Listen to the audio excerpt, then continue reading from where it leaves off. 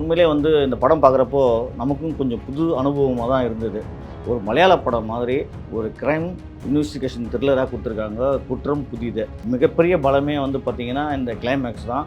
இந்த படத்தில் தருண் விஜய் வந்து உண்மையிலே ரொம்ப நல்லா நடிச்சிருக்காரு. அப்புறம் அவர் வந்து இந்த பொண வெட்டுற சீன்லாம் நானே பார்த்து ரொம்ப மிரண்டுட்டு மிஸ்ல ஆகிட்டேன். இப்போவும் இல்லை, நல்ல படமாக தான் இருக்குது. இன்னும் நல்லா வந்திருக்குமே அப்படின்றத இயக்குனரை பார்த்து நம்ம ஒரு சின்ன கேள்வி கேட்குறோம். என்னென்னா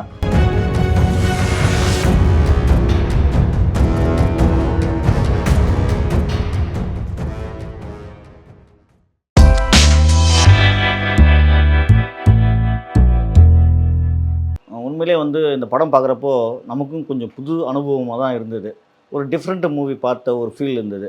காரணம் என்ன, நம்ம மலையாள படம் பார்த்து பார்த்து தமிழ் படம் இந்த மாதிரிலாம் ஒரு படம் வராதடா, என்னடா எல்லாமே வந்து லவ், காதல், அடித்தடி ஆக்ஷன் படமாகவே இருக்குது. ஒரு கன் எடுத்தால் ஒரு 1000 பேர் சுட்டு தள்ளுறாங்களே, மலையாள படம் போது ஒரு கிரைம் த்ரில்லர் சப்ஜெக்ட் வர மாட்டேங்குதுன்னு கொஞ்சம் ஃபீல் பண்ணியிருந்தோம். ஆனால் ஃபீல் பண்ண தகுந்த மாதிரியே குற்றம் புதிது வந்து ஒரு புது அட்டம்ப்டாக நமக்கு கொடுத்துருக்காரு இயக்குனர். உண்மையிலே இந்த படம் பார்க்குறப்போ டிஃப்ரெண்ட்டாக இருந்தது. படத்தோட கதை ஒன்லைன் நம்ம என்ன சொல்ல போனோம்னா, திடீர்னு ஒரு ஆட்டோக்காக ஒரு பொண்ணு நிற்கிது. அந்த பொண்ணு வந்து திடீர்னு கடத்தப்படுறாங்க. போலீஸ் ஒரு பக்கம் தேடுது, எங்கெங்கே அந்த பொண்ணு காணுமே அப்படின்னு. அந்த பொண்ணு திடீர்னு கொலை பண்ணியிருக்காங்க சார் ஒரு வீட்டிலன்னு. உடனே இன்வெஸ்டிகேஷன் ஸ்டார்ட் ஆகுது. உடனே அவர் பார்த்தீங்கன்னா ஒரு போலீஸ்கார பொண்ணு காணாமல் போயிடுச்சு. போலீஸ் ஒரு பக்கம் தேடுது வலை வீசி. உடனே வந்து அந்த பக்கம் இந்த பக்கம்னு சொல்லி தேடுறப்போ திடீர்னு பார்த்தீங்கன்னா அந்த பக்கத்து வீட்டில் ஒருத்தர் தான் ஆட்டோக்காரர் தான் கொலை பண்ணியிருப்பாருன்னு ஒரு சந்தேகம் வருது. அவர் தேடுறது ஒரு பக்கம் அப்படி தேடிட்டே இருக்காங்க. திடீர்னு பார்த்தீங்கன்னா பக்கத்து வீட்டு பையன் தான் இருக்குன்னு சொல்லி அவரை சந்தேகப்படுறாங்க. அவர் இல்லை அப்படின்னு சொல்லி விட்டுறாங்க. திரும்பி பார்த்தீங்கன்னா அவரே போய் நான் தான் கொலை பண்ணேன் அப்படின்னு ஆரம்பிக்கிறாரு. அதை கொலை பண்ணாரா இல்லையா, உண்மையிலேயே இந்த கொலைக்கு யார் காரணம், திடீர்னு ஒரு கட்டத்துக்கு மேலே செகண்ட் ஹாப்பில் பார்த்தீங்கன்னா அந்த பொண்ணு உயிரோடு இருக்குது.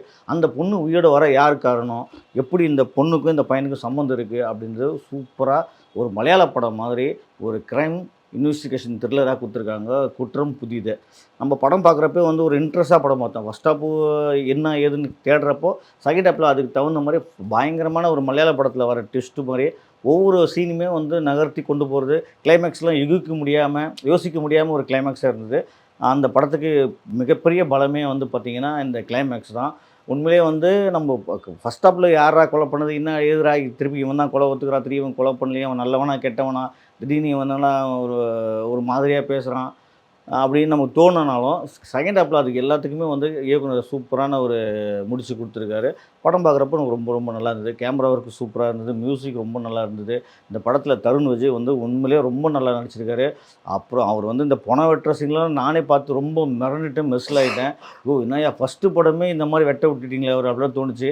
அவர் 2 ஃபைட்டு கொடுத்துருக்கலாம், 2 பாட்டு கொடுத்துருக்கலாம், 2 3 லவ் சீன் கொடுத்துருக்கலாம். அதெல்லாம் கொஞ்சம் கட் பண்ணிவிட்டு டைரக்டர் வந்து ஓகே இது ஃபுல்லாக க்ரைம் சப்ஜெக்ட் தம்பி, நீ இப்படி தான் இருக்கணும், ஓகேவா, நீங்கள் வந்து இப்படி தான் பண்ணணும்னு சொல்லி அவர் என்ன இயக்குனர் சொன்னார் அதை நல்லா பண்ணியிருக்காரு. தருண் விஜய் நீங்கள் ஒரு ரவுண்டு வருவீங்க, அடுத்த ஒரு தமிழ் சினிமாவுக்கு ஒரு ஹீரோ கிடச்சிட்டாரு. குற்றம் புதிது மாதிரி நீங்கள் புதுசான படங்கள் பண்ணி ஜெயிக்கணும். படத்தோட இயக்குனர் நோகா ஆம்ஸ்ட்ராங் உண்மையிலே வந்து ஒரு கதையை சொல்லி ஓகே பண்ணுறதுலாம் பெரிய விஷயம். ஆனால் சொல்கிறப்போ வந்து பயங்கரமாக புது, ஏன்னா இந்த கதை வந்து கண்டென்ட் அந்த மாதிரி வெயிட்டான கண்டென்ட் தான்.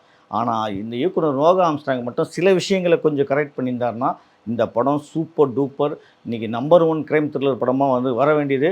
இப்போவும் இல்லை, நல்ல படமாக தான் இருக்குது. இன்னும் நல்லா வந்திருக்குமே அப்படின்றத இயக்குனரை பார்த்து நம்ம ஒரு சின்ன கேள்வி கேட்குறோம். ஏன்னா இந்த படத்தில் இவங்களை வச்சு ஒரு பெரிய ஒரு ஹிட்டு படமாக கொடுத்துருக்கலாம் அப்படின்றதான் எனக்கு ஒரு எண்ணமாக இருந்தது. இது ஓடிடிலையும் நல்லா போகும், தியேட்டர்லையும் இப்போ நல்லா போயிட்டுருக்கு.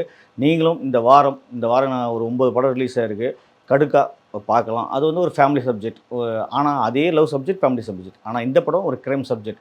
கிரைம் ரசிகர்களுக்கு ஃபேமிலியோடு போய் பார்க்கணும் அப்படின்னு நினச்சிங்கன்னா இந்த படம் போய் பாருங்கள். உங்களுக்கு கிரைம் த்ரில்லரில் மிரட்டும். தருண் விஜய்க்கு ஒரு ஆன்சர். உண்மையிலே வந்து அடுத்த ரவுண்டு வாங்க. உங்களுக்கு வந்து தமிழ் சினிமா உங்களை வருகன்னு வரவேற்குது. இந்த வீடியோ உங்களுக்கு பிடிச்சிருந்தா லைக் பண்ணுங்கள், கமெண்ட் பண்ணுங்கள், ஷேர் பண்ணுங்கள், சப்ஸ்கிரைப் பண்ணுங்கள்.